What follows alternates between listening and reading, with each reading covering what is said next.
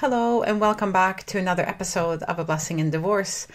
Today I want to share with you a very special experience that was had by myself and 5 other women who came to a retreat in my home here in my lake house a week and a half ago. And not even actually, it is like a week ago yesterday that they left, and what an incredible time we had together.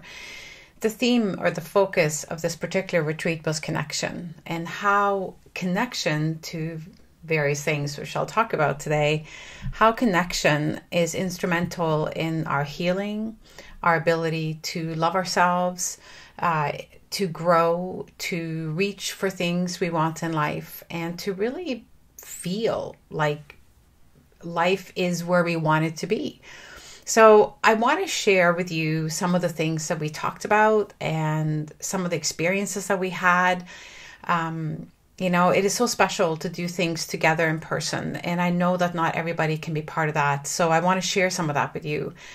But I also want to emphasize the incredible value, the energy that's created when people get together. So anyway, let me share everything about how we explored connection with each other, with many other things, and I want to get into that with you today. So thank you for being here, and let's talk about ways that we can heal and grow and manifest and love ourselves and create the life that we deserve through connection. Hello, and welcome back to another episode of A Blessing in Divorce. I am so grateful to be allowed into your headset and day today.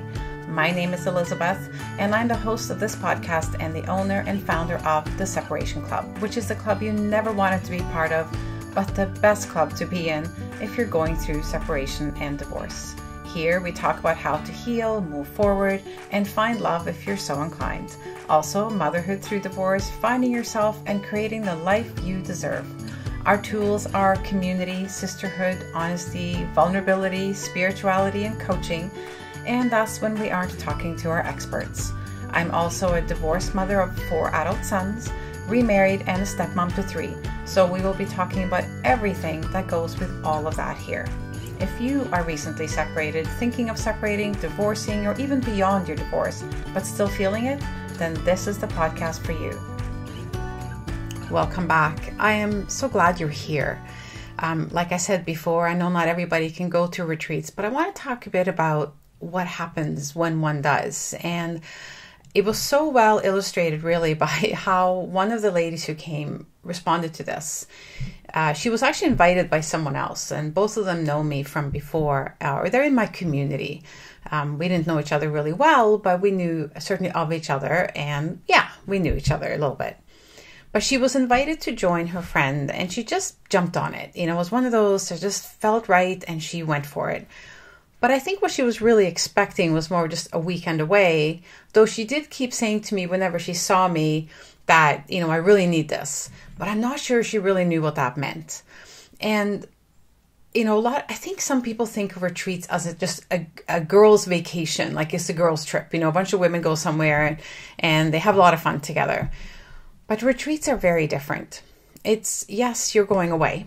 And yes, you're with a bunch of women. Small group, big group, whatever. This was a small group.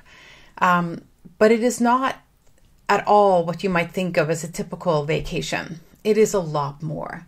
It's not just about getting away from the busyness of life, though because you're getting away from the busyness of life, it allows you so much more capacity in a way. It creates such space and connectedness that allows you to do the work that you've come to do. And sometimes you might go to a retreat and not even know what you need exactly to work on. It's just, you just know you need to go and be with other women. You have healing to do. You have work to do, even though you don't know what that maybe even means, right? That's okay. So when the weekend was up, it was so clear. And she said, if we can accomplish this in a weekend, if I can learn this much and achieve this much sort of healing and understanding and growth in a weekend, imagine what a week could do, right? So guess what? She's coming with us to Costa Rica in February. But all that aside, I want to get back to the theme of our weekend because it was a theme that was so impactful on all the women who were here together. And like I said earlier, it was connection. We were getting together to talk about connection.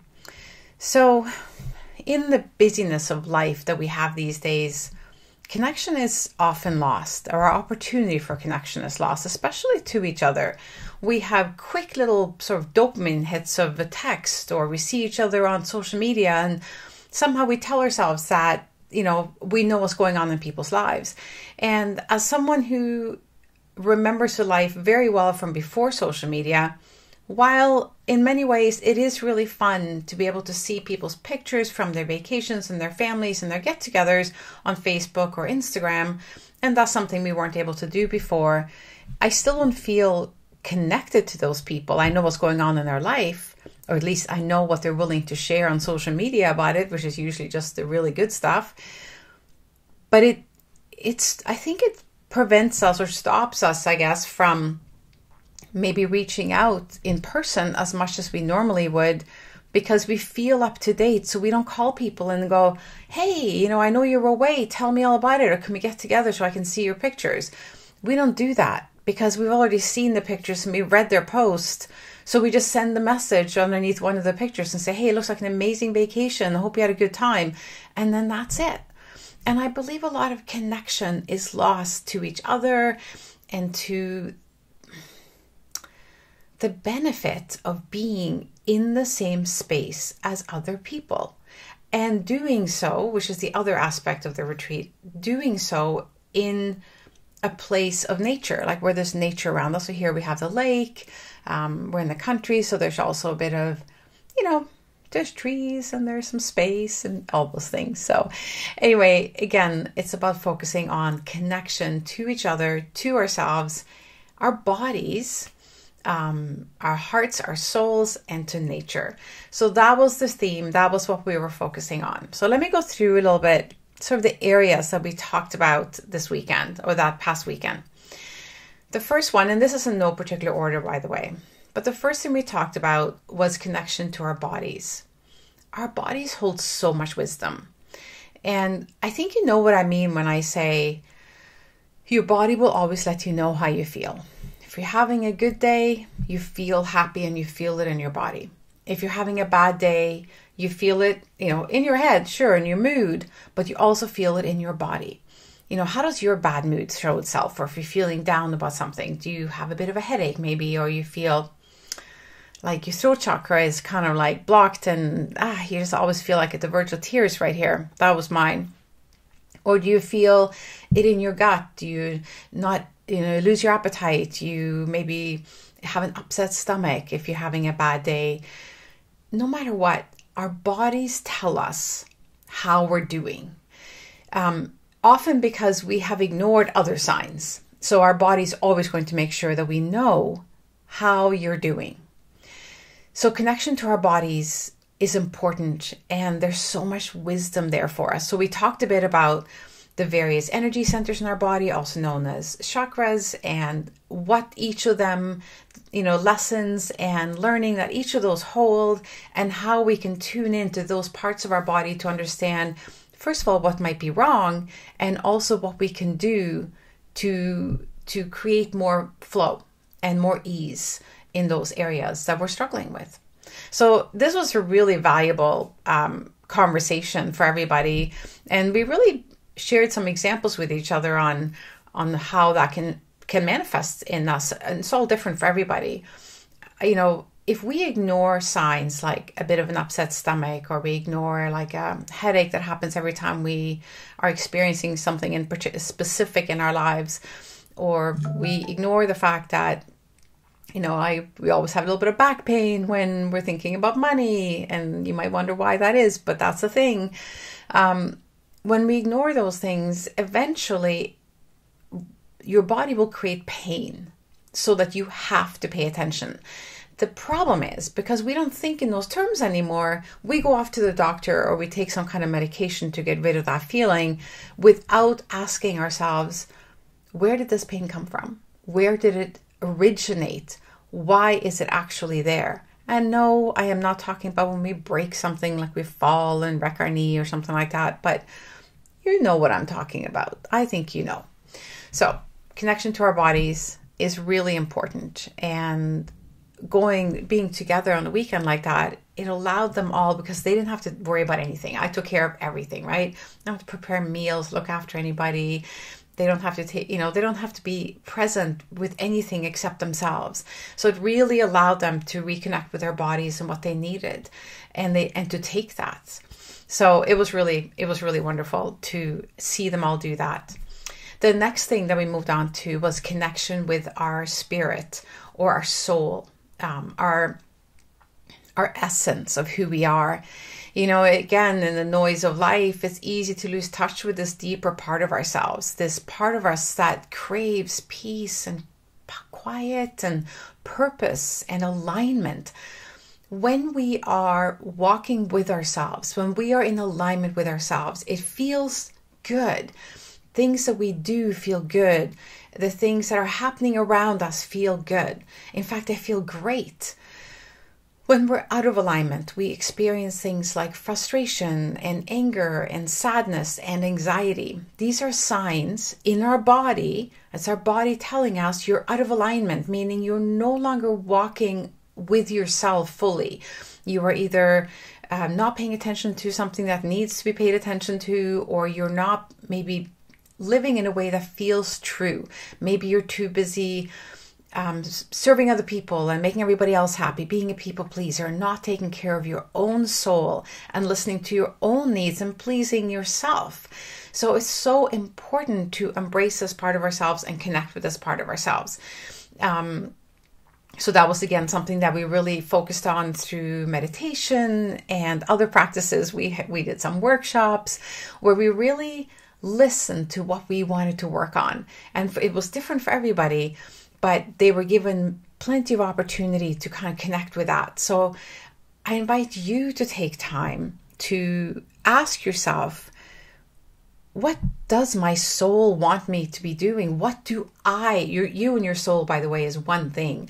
But because we get so disconnected, we think of it as something separate almost. So whichever way makes sense for you, whether you're thinking, what is my purpose? What do I want to be doing? And it doesn't have to be this big, super impactful worldwide thing. It can be something just cultivating more peace in your life, or being healthier, or having better relationships. But what does that, what part of you is it that wants that, and to connect with that part of you?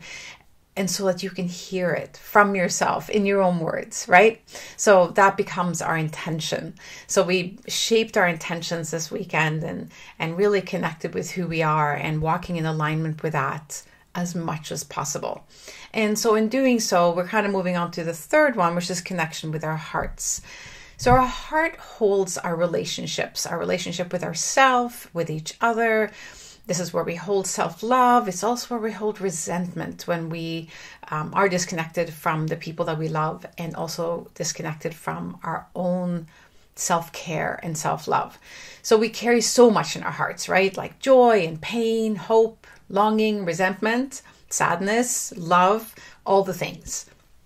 So this is a space for us to feel deeply and allow ourselves to be vulnerable. This is where we connect with others. Our heart is how we connect. It's how we love. It's how we create that safe space with others. It's where we feel connected to others. So this is huge. Our hearts, is really the home of connection and love. In cultivating a space where we could connect even with strangers, which several of these women were to each other, and we still managed to create such a bond and connection over the 3 days that we were together, that when we feel safe and when our hearts feel loved, and when we are able to love and support others and feel connected to others, then the work can be done, because the environment and the scene, if you will, has been set. It's like everything you need is there, and you're open and you're ready, and you're receiving all the little messages and the ideas.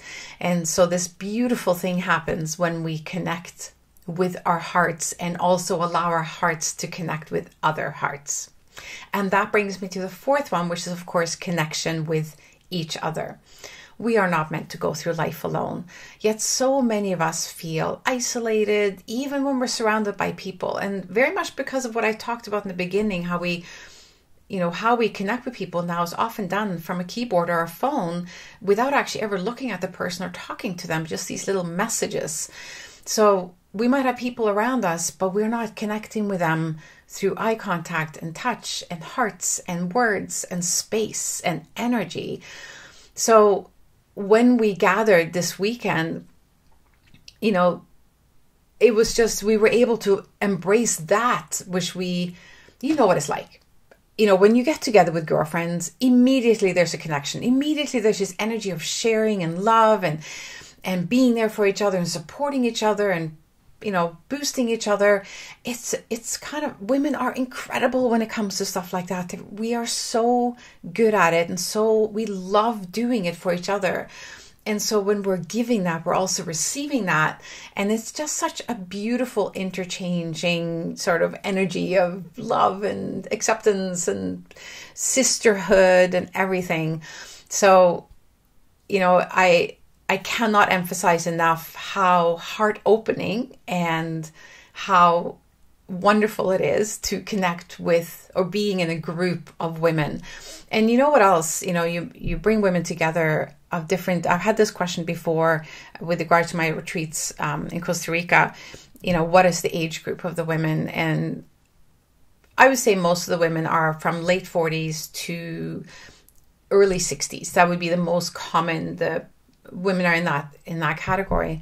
And I know one woman had expressed some concern about that she was sort of mid-40s, going to be in the younger end, and would it still be good for her? And I'm like, of course, because they're all women. This is not about how old you are or what stage of life you're at. It's about being a woman who wants to live fully as yourself, who wants to feel loved and be loving, who wants to be able to turn on and love yourself big time. We all want the same thing. It doesn't matter how old we are, or what stage we're at, or what we're doing with our lives. We all want the same thing. And being in the presence of women who are younger than yourself, for example, brings like that youthful kind of exciting, joyful energy, whereas being with women who might be older than yourself brings that wisdom, that calm that often comes later in life. Like, to bring all that energy together, oh my God, it's so powerful, so powerful. So, gathering and connecting with each other so well prepares us to go out in the world and feel safe, inviting in new connections and deeper connections with those people that are already in your life when we go home. The fifth kind of connection we discussed was connection with nature. And that is also one that is often lost because we live in cities where everything is concrete. We're surrounded by buildings. There's the odd park here and there, but do we take the time to go there? Maybe a little bit. And you always love going there when you do. But making a deliberate effort to connect with nature on a regular basis is huge. Nature has always been our teacher and a healer. Being in the presence of, water, for example, or a forest, like a big forest, or mountains, or a sunrise, or a sunset, reminds us of the interconnectedness of everything. Actually, as I'm recording this, it's fall. It's the first full day of fall. Fall arrived yesterday morning. And I think living here up north and living by a lake has made me so much more aware of the changing seasons. We see a lot more animals here, for example. So the squirrels and the chipmunks have been super busy for a while. They are clearly preparing for hibernation. They're stocking their cupboards. They are getting everything in order. They're going to be crawling into their little whatever they crawl into in the winter, and they're going to be all set. They're eating, they're getting good and fat, and they're harvesting And now they're storing because we're heading into winter. They know what to do. We can look at what's happening in nature and we can learn. The trees, they don't need the leaves anymore. They have taken what they need, and now they are also going to kind of close up shop until the spring when they bud again. So now they're taking all the energy that they got, all the solar energy that came through the leaves. I don't know the whole process of what it's called, but they've taken what they need and now they can drop them. What nature is doing is preparing to go to sleep. We think of winter as everything is dead. It's not. It's just dormant. It is still so alive. It's just resting. And so we learn that we might have really busy times in our lives. And what we can learn from nature is that when we've been really busy and things have been working out great, and maybe we've gotten to a certain point and we're feeling a bit exhausted and really over stimulated or something, that it's time to rest. This time of year is a beautiful time to just enjoy the work that you've done, to enjoy the benefits of the harvest, to eat the beautiful food that nature's providing us, to really get good nourishment, to get outside and look at the beautiful colors around us and look at the world settling down for its rest. And we can do the same. We can cozy up at home and bring out our nice fuzzy blankets, and we can light some candles, like I've lit a candle back here, and we can, just change our habits, which we all naturally do. We change what we eat, we change what we wear, and it starts to feel like fall, and we like that. So nature is teaching us, and nature is allowing us the space, inviting us to take the space to heal, to connect with what's happening outside, so we can allow for the same kind of healing and work and rest to be happening within ourselves. So when we take the time to stand with our feet on the ground, to sit in nature, to touch the flowers, to walk in the forest, to put our feet in the water or swim, don't only do those things, but look at the things that you're standing on, looking at, leaning on, and thank Mother Nature, Gaia, Mother Earth. Thank her for these beautiful gifts and this incredible wisdom that is available to us when we listen and pay attention and create space. And when we do that, all that noise from the busyness of our lives and whatever you might be going through right now, whatever you're healing from, all of that noise just quiets down a little bit. And maybe then you can hear or feel your next step, a little something that you can do for your healing or your growth or your peace or to reduce your anxiety or whatever it may be. When we stop and we're in nature and we're connecting with her, with Mother Earth, she will help us. She will always support us and love us and guide us to find the healing within us. So take the time to connect with nature. Now, the last one that I want to talk to you about today is connecting with our communities. I've talked about connecting with ourselves, with nature, with each other. So the people that we love, our friends, our family. But there's also something that happens when we connect with our communities. As we heal and reconnect with ourselves, we create this ripple effect that extends to our families and our friends, but also outside of, because then they connect with others and so on. It just ripples out. And so by being someone who's loving and sharing and connected and true and peaceful, you are spreading that into your closest circle and so into your community. The connection that we created, for example, at our retreat for the weekend, will not just stay confined to us. Yes, we created a beautiful energetic circle to make us feel safe and connected to each other. And we closed our circle at the end so we could take this with us as we left. But as we travel home, we take this beautiful, loving energy with us. Every single one of those women went home to someone, and then they went to work maybe the next day, and they saw people, and they were different. Every single one of them was just a little bit different, a little bit more positive, a little bit more calm, a little bit more settled, a little bit more happy, whatever. And she shared that with her greater community. And so I know it sometimes feels, we can get trapped in that it feels selfish to do something like that for ourselves, to take all that time just to retreat and have peace and to take care of ourselves, to go on a vacation alone and not go with our spouse or someone else, like to just actually do something just for us, to spend a lot of money doing something just for you. It can feel selfish, but it's not. Because if you don't take care of your own heart, if you don't take care of your own soul, if you don't take care of your own relationships and your relationship with yourself, if you do not nurture your connections, you cannot spread this love and be that person who can truly provide that kind of healing and loving support to those around you. So take care of yourself.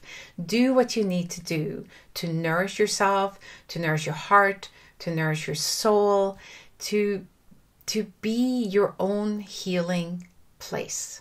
Come home to yourself. That's what we do when they come home to my home here and we gather. And it's what we do when all of us go to Costa Rica together in February, or when we all go to Spain next October. I really encourage you to consider taking yourself on a journey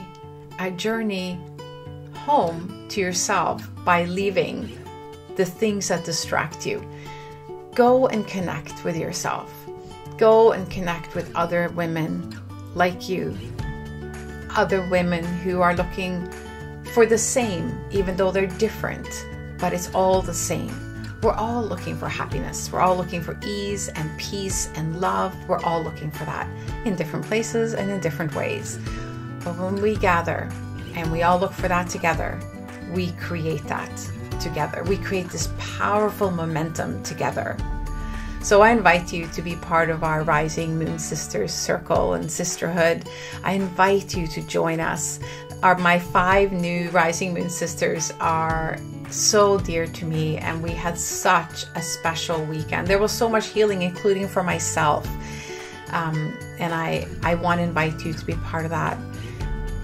But more than anything, give some thought to these 6 things that I shared with you and think about how can you cultivate connection with, yourself, your body, your soul, your heart, each other, with nature, and with your communities in a more intentional way. How can you start doing that? If you need some help with this, let me know.